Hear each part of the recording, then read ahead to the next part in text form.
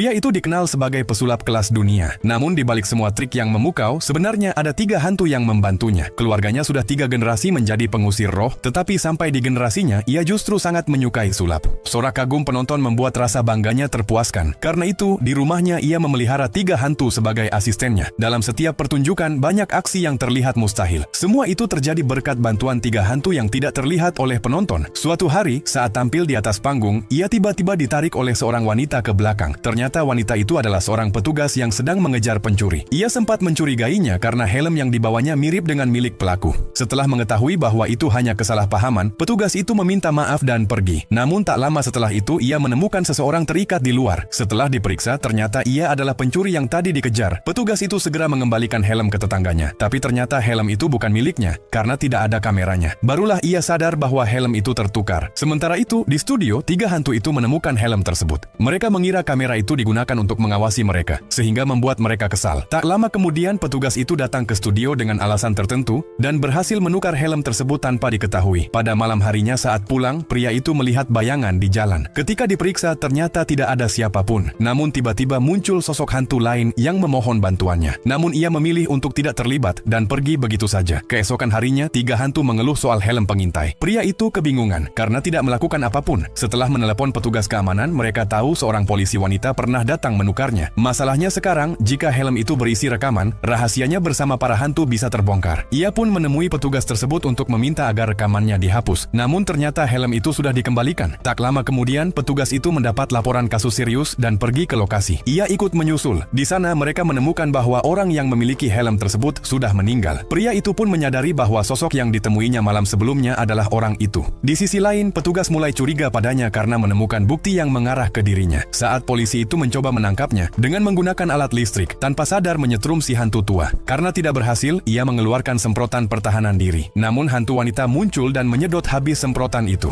Terakhir ia mengambil tongkat, namun hantu gemuk menahannya. Akhirnya ia membawa petugas itu ke rumah dan menjelaskan semuanya, termasuk keberadaan para hantu tersebut. Namun petugas itu tetap tidak percaya dan menganggap semuanya hanya trik. Untuk membuktikan, ia mencoba menunjukkan langsung. Tetapi petugas itu masih ragu. Hingga akhirnya melalui serangkaian kejadian, perlahan ia mulai percaya bahwa ada sesuatu yang tidak bisa dijelaskan secara logika. Polisi itu lalu mengusulkan sebuah kesepakatan. Ia akan membantu menemukan helm itu, dan sebagai gantinya, pria itu akan membantunya menangkap pelaku sebenarnya.